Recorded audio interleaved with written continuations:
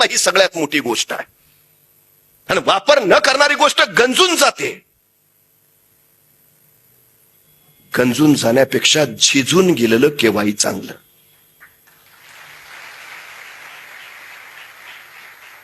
गंजून जाणाऱ्याला आम्ही लोखंड म्हणतो, तर झिजून जाणाऱ्याला आम्ही चंदन म्हणतो.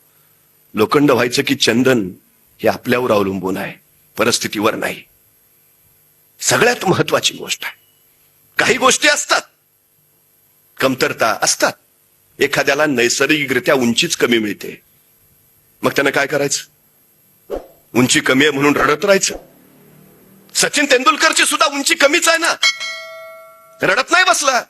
त्यांनी त्या कमी उंचीला स्वतःचं बलस्थान बनवलं आणि जागतिक कीर्तीचा फलंदाज झाला. उंच असणाऱ्या फलंदाजापेक्षा कमी उंची असणाऱ्या फलंदाजाला आउट करणं केव्हाही कठीण. त्यांनी अचूक वापर केला आणि स्वतःच्या कमतरतेला बलस्थान बनवलं.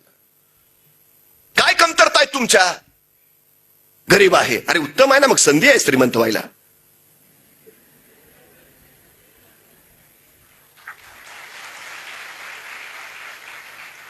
नाही जरा मला बुद्धी कमीच आहे, चांगला आहे ना, स्मरणशक्ती वाढवायला केवढी मोठी संधी आहे ना. दिसायला जरा, अरे उत्तम आहे ना, मग व्यक्तिमत्व घडवायला केवढी मोठी संधी आहे तुला. अडचणी कशात व्यक्त करत राहता? कसल्या कमतरता काय? कधीतरी आपण शांतपणे विचार केला पाहिजे. स्वतःला ओळखा काय आहे. काही नसतं कुणात कमी जास्त, काही विषय नाही. हा एखादा अलौकिक गुण जरूर असतो.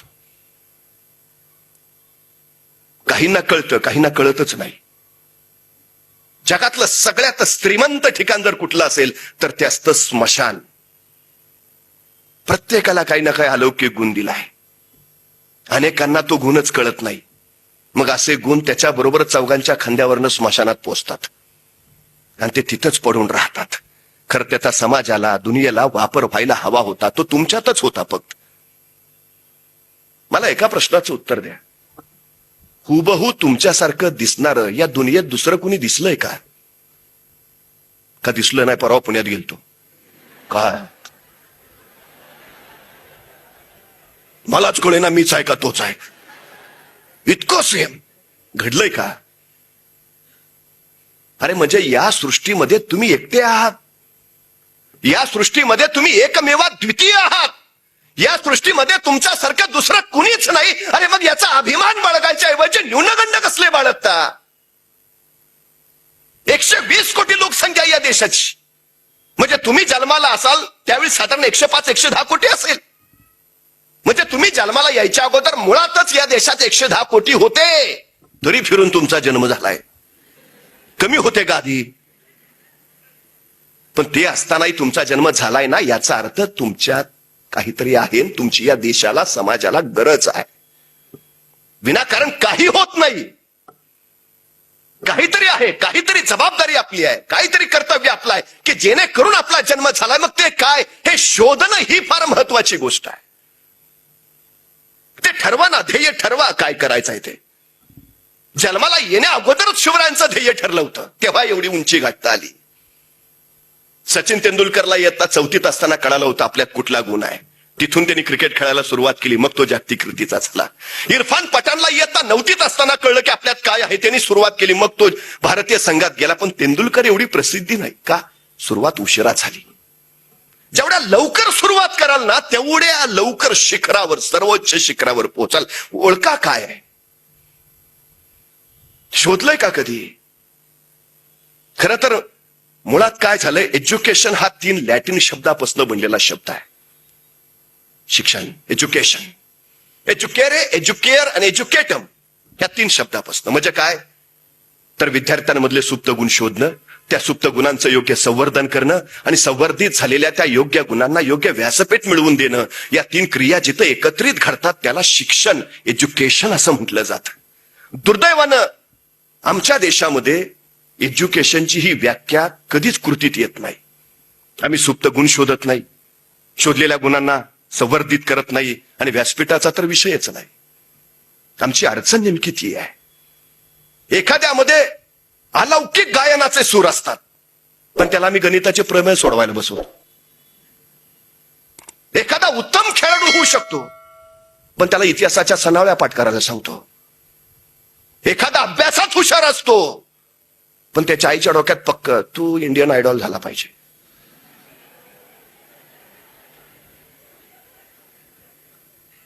आमच्याकडे जेवढी नैसर्गिक गुणांची हेळसांड होते ना, तेवढी दुसरीकडे कुठंच होत नाही.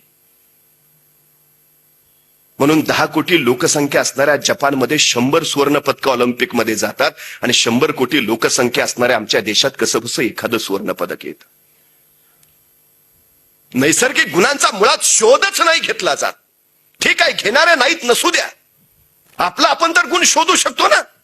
आपली आपण तर स्वतःची ओळख करून घेऊ शकतो. काय आहे आपल्यात पाहू शकतो आपण. यश मिळवायचं आहे ना, पहिली गोष्ट जर कुठली करायचं असेल तर पहिला स्वतःचा शोध घ्या. काय करू शकतो ते एकदा पहा. काय इकडं आला, मित्र आला ना. अरे हेच क्षेत्र का निवडलं? नाही, आई म्हटली तुला दुसरं काय जमणारच नाही. अरे तुझं काय? महाराष्ट्रात शेतकऱ्यांच्या घडणाऱ्या आत्महत्यांबद्दल आम्ही बोलतो, पण या महाराष्ट्रात तरुण मुलांच्या किती आत्महत्या होतात त्याचेही आकडे एकदा पाहिले पाहिजेत. ही आत्महत्या करणारी तरुण मुलं कोण आहेत? ती मेडिकलला जाणारी मुलं आहेत, ती आयटी क्षेत्रात काम करणारी मुलं आहेत, ती सॉफ्टवेअर इंजिनियर असणारी मुलं आहेत, ती इंजिनिअरिंग करणारी मुलं आहेत. का? याचं कारण हे, ते कुणाच्या तरी इच्छेस्तव तिथं आलीत. ही त्यांची आवड नाही. आवड नसली की मग सवड निघत नाही. आवड असली की आनंद असतो, आनंद असला की उत्साह असतो, उत्साह असला की कमी कष्टातच मग काम होऊन जातं. काही गोष्टी कळतच नाहीत आपल्याला. का? आवडच नसते. आणि काही गोष्टी न कळताच कळून जातात. मला माहिती आहे, आपण काय म्हणतो ना, त्यात तो जन्मजातच गुण आहे. अरे जन्मजात कुठला? त्याच्यात दिलेला तोच अलौकिक गुण आहे. तो काय आहे तो पाहणं ही फार महत्वाची गोष्ट आहे. काही लोकांना शाळेत असताना कळतं आपण काय करू शकतो, ते तिथनं त्या गुणांचा विकास करतात. काही लोकांना महाविद्यालयात गेल्यावर कळतं आपल्यात कुठला गुण आहे, ते तिथनं धडपड चालू करतात.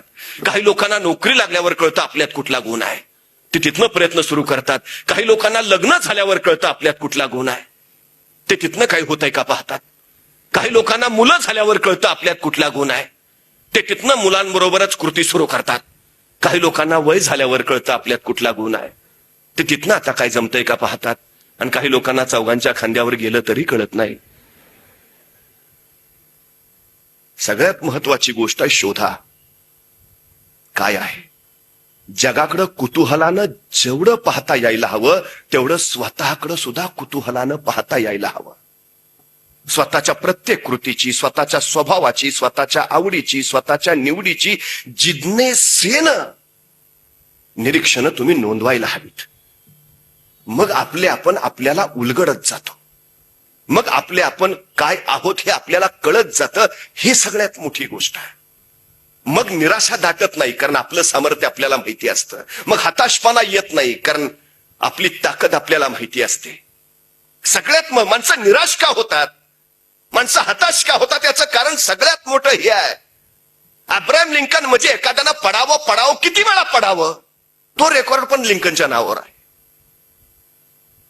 पण तो काय आहे हे त्याला माहिती होतं. जोपर्यंत जिंकत नाही तोपर्यंत सोडत नाही, हा त्याचा ध्यास होता. तो अखेर झाला अमेरिकेचा राष्ट्राध्यक्ष झाला. एकदा प्रयत्न केला, दोनदा केला, नाही जमत, जाऊ दे, आपलं ते क्षेत्रच नाही. असं काही नाही हो, सगळी क्षेत्र तुमचीच आहेत.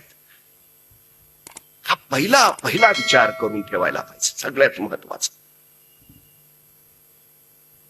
ही सगळ्यात महत्वाची गोष्ट आहे. ठरवा एकदा काय व्हायचं आहे. काय न ठरवताच निर्णय घेतात. काय ना निर्णय घेणंच जमत नाही. आणि काय 25 वर्ष निर्णयाचीच तयारी करत असतात. सगळं यशस्वी कोण झालं? ज्याला पटकन निर्णय घेता आला. माणसं विचारतात काय झालं, काय घेतला निर्णय? घेतलाच नाही. का? चुकला तर? अरे चुकू दे ना. निर्णय बरोबर आला तर यश मिळेल, निर्णय चुकला तर अनुभव मिळेल. तुझा तोटा काय आहे? घे ना निर्णय पटकन. यशस्वी कोण होतं? योग्य निर्णय घेतात ते नव्हे, तर घेतलेला निर्णय योग्यच होता हे जे सिद्ध करतात ते. कुठलंही क्षेत्र निवडा, कुठल्याही क्षेत्रात जा, काही अडचण नाही. पण घेतलाय निर्णय ना तो योग्यच आहे हे सिद्ध करायची हिंमत आणि धाडस तुमच्यात असायला हवं. उगाच कारण नका सांगत बसू, मी आधीच सांगत होतो मला जमणार नाही, थापा मारतो. या जगात असं काही नाहीच आहे जे कुणाला जमणार नाही. अशक्य हा शब्द फक्त नेपोलियनच्या नव्हे, आमच्याही डिक्शनरीत असायलाच हवा. या जगात काहीच अशक्य नाही. अडचण काय आहे ठरवा ना पहिलं. क्षमता काय आहेत आपल्या ओळख करून घ्या. मी परवा एकाला सहज विचारलं, 100 मीटर पळशील का? त्याने लगेच उलट प्रश्न विचारला, 100 मीटर म्हणजे किती? आता हा कधी मैदानावरच नाही, त्याला 100 मीटर कळणार कस? म्हणजे परवा एका मुलाला सहज विचारलं, काय रे खेळ खेळतोस का? म्हणला सगळे खेळ खेळतो, क्रिकेट खेळतो, फुटबॉल खेळतो, व्हॉलीबॉल खेळतो, बॅडमिंटन खेळतो, क्रिकेट खेळतो. म्हटलं एवढे सगळे खेळ खेळतो, दिवसभर मैदानावरच असतोस का काय? तर मला मैदानावर नाही, मोबाईलवर खेळतो.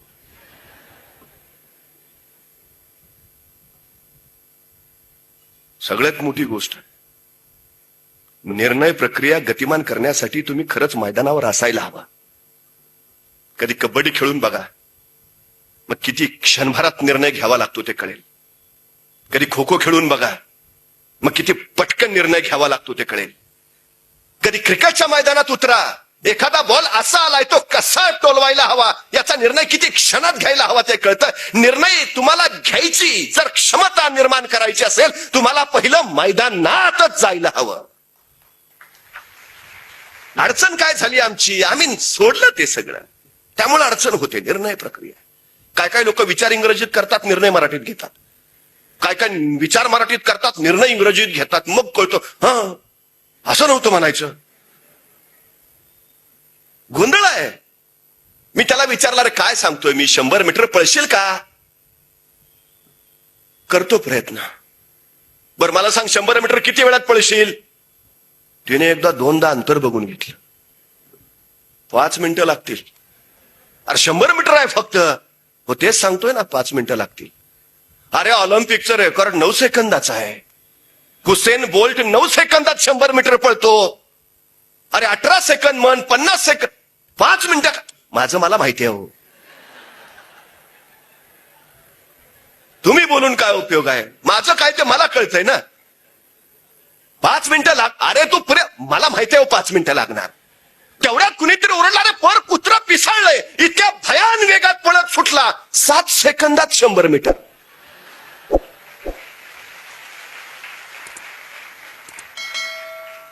मी म्हटलं तू तर ऑलिम्पिकचं रेकॉर्ड मोडलंस. हुसेन बोल्ट 9 सेकंदात 100 मीटर, तू तर 7च सेकंदात. मग कुत्रं मागं लागलं. याचा अर्थ काय? तुमच्यात क्षमता आहे ना, 7 सेकंदात 100 मीटर पळायची तुमच्यात क्षमता आहे ना. ओळख कधी होईल तुम्हाला या क्षमतेची? संकट माग आल्यावर. संकट तुम्हाला अडवायला येत नाहीत, संकट तुमची उंची वाढवायला येतात.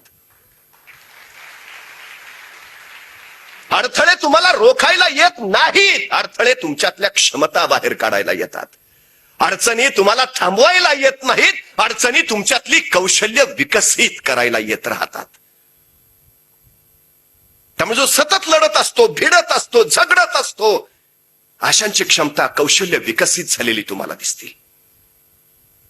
जी सतत सावलीत असतात त्यांची थोड्या उन्हानंही दमचाक होते.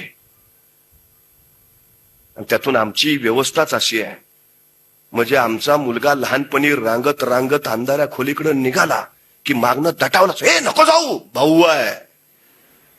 तो तिथनच गर्दीशी फिरत.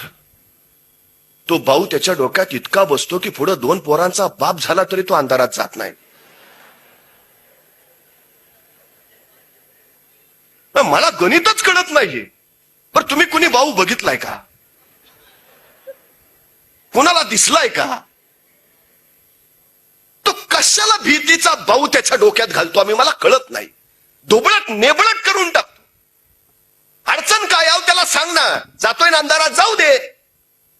दिवसा सूर्य असतो म्हणून उजेड, रात्री सूर्य नसतो म्हणून अंधार, बाकी बदल काहीच नसतो. सगळं जसेच तसंच असतं.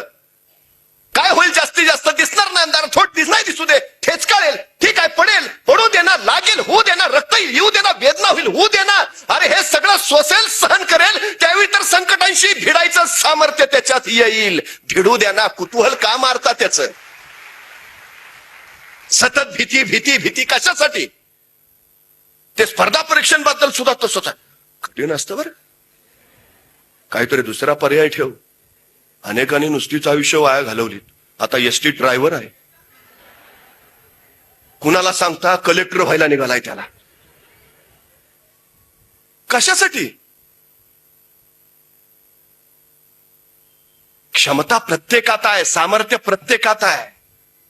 एकतर पहिली ओळख करून घ्या, एकदा सामर्थ्याची ओळख झाल्यावर त्याला विकसित करायला लागा. आणि दुसरी महत्वाची गोष्ट मी सातत्यानं सांगतो, कुणाचं फार ऐकू नका. मला एक सांगा, अभ्यास कोण करणार? परीक्षेला कोण बसणार? पर नोकरी पुढे कोण करणार? मग त्याचं ऐकायचं काय करणार?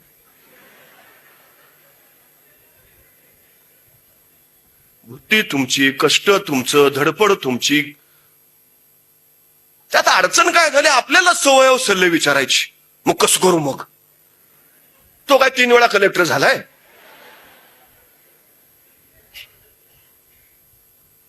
अरे तुमचं सामर्थ्य तुम्हाला माहिती, तुमच्या क्षमता तुम्हाला माहिती, इतरांना काय विचारत फिरता? म्हणजे आमची सगळ्यात मोठी अडचण का नाही, एखाद्याने काही करू पाहायचं, एखाद्याने काही नवं करायचं म्हणलं की पहिले पाहू हे सांगणारे खूप. नको जाऊ. एक गाव होतं छोटस, गावाच्या बाहेर एक टेकडी होती. त्या टेकडीवर आतापर्यंत कुणीच गेलं नव्हतं, कुणी तिकडे फिरकतही नव्हतं. लोकांच्या डोक्यात पक्क बसलं होतं, त्या टेकडीवर कुणी जात नाही, आतापर्यंत कुणीच गेलं नाही. आणि जो गेला परत दिसला नाही. कुणीच फिरकत नव्हतं हो तिकडं. इतकी डोक्यात भीती भीती त्या टेकडीची, काय जायला नावच. पण अशी तुमच्यासारखी जरा नव्या दमाची, ताज्या रक्ताची पोरं एकत्र आली आणि काहीतरी वेगळं कर. नाही काय, आपण स्पर्धा ठेवूया, त्या आपल्या गावाबाहेरच्या टेकडीवर कोण पहिल्यांदा पोचेल तिची. मोठं बक्षीस ठेव. क्रांतिकारी निर्णयच होता त्यांचा. ते ठरलं त्यांचं सगळं नियोजन, स्पर्धे बिर्धेचं सगळं झालं. पुकारलं बिकारलं सगळ्या गावात, जो कुणी त्या टेकडीवर चढेल त्याला एवढं बक्षीस दिलं जाईल. ह्याची वार्ता जशी पसरली तशी गावातली सगळी ज्येष्ठ मंडळी एकत्र आली. हे काय पोराने काढलंय नवीनच, कशासाठी बिनकामाचा विषयाशी खेळ? तिकडं कोण गेलंय का आतापर्यंत? आणि गेलेलं परत आलाय का आतापर्यंत? पोरांना थांबवायला पाहिजे. सगळं गाव त्या पोरांच्या मागं, उगा काहीतरी काढू नका, असला काहीतरी उद्योग करू नका, क्रिकेटच्या मॅचेस घ्या, आम्ही नाही म्हटलंय का, वर्गणी आम्ही देतो, पण ते टेकडीवर जायचं काय काढू नका. पोरं हट्टाला पिटलेली, आम्हाला काही कळत नाही, एकदा बघू द्या तरी काय टेकडीवर आहे ते. स्पर्धा नियोजित केली, दिवस ठरला, वेळही झाली, सगळी लोक गोळा झाली. अख्ख्या गावातून कशी बशी 8 लोक टेकडी चढायला तयार. स्पर्धेला भरघोस प्रतिसाद. 8 लोकांवर स्पर्धा चालू झाली. तरी ज्येष्ठ मंडळी सांगतातच, कशासाठी नसतं धाडस करता? दुसरे काही कामं नाहीत का? जगात कर्तृत्व गाजवायला दुसऱ्या काही संधी नाहीत का? टेकडीवर गेलंच पाहिजे का? नाही गेलं तर काय बिघडणार आहे का? तिथं काय सोन्याची खाण आहे का? कुणी सांगितलंय? आई बापाला काय आणखी 4-5 आहेत का? कशासाठी धडपड करता येईल? नका जाऊ, ऐका, आमचं म्हणणं ऐका. त्या 8 मधली 2 बाजूला झाली. हे मोठी खोटी नाहीत सांगणार राव, अनुभव असल्याशिवाय बोलणार नाही ती. मग काय करूया? राहू दे, उगा कुठं डोक्यात ताप. झाली ना 2 कॅन्सल, आता राहिले 6 जणांच्यावर स्पर्धा सुरू झाली. ते गोळी बिडी झाडायचं सुरुवात करायचं सुरू झालं. परत माणसं या 6 जणांभोवती. नीट विचार करा, उगाच काही कारण नाही, काही गरजही नाही. आणि नाही पोचला म्हणून तुम्हाला कोणी काय फासावरही देणार नाही, काही अडलेलं नाही जायचं, काही गरज नाही. आता ही 6 हट्टाला पेटली. नाही नाही, काय व्हायचं ते होऊ द्या, एकदा बघतोच काय होतंय ते. 6 जण शर्यतीला सुरुवात झाली. बघता बघता ते गोळी बिळी झाडली, ह्यांनी ती टेकडी चढायला सुरुवात केली. आणि बघता बघता पोरं पुढं खालनं आरोळ्या चालल्यात. अरे नका जाऊ, ऐका आमचं, कशाला वेड धाडस करताय, या माघारी. कुणी सांगितलंय तुम्हाला? काय पोरं ऐकायलाच तयार नाहीत. पोरं सर वर चढली आणि तेवढ्याच एक जण ठेचकाळलं आणि धाड दिशी खाली पडलं. दुसरा त्याला उचलायला धावला. काय झालं? असं कधी होत नाही रे. एवढे गड किल्ले चढलो पण असा नव्हतो पडलो. कुणीतरी उगाच मागणं खेचल्यासारखं वाटलं र. मी जातो लेका. दुसरा म्हणला आता तू जातोय तर मी थांबून काय करू, तुला सोडायला मी पण येतो. आली दोघं खाली. आता राहिले चौघ. झाली स्पर्धा. परत हे चढायला सुरुवात. खालची लोक सांगतातच आहे उगा धाडस करू नका, आता अर्ध्यात पोचला बस झालं, गेलं ना टेकडीवर या आता माघारी. आहे त्यात समाधान मानावं माणसानं. उगाच नाही ते नसतं धाडस करू नये. अतिरेक वाईट असतो. उगाच काहीतरी करू नका. या खाली. ती चौघं पुढंच जायला लागली. तेवढ्यात एक जण चालता चालता धमचक झाल्यासारखा खाली बसला. म्हणला काय झालं रे? गड्याच काहीतरी वेगळंच वाटतंय. मग नाही जमायचं नाही लागा. निम्म आलोय पण अजून एवढा आहे. जातो मी. तो म्हटला मग मी पण येतो. आली दोघ.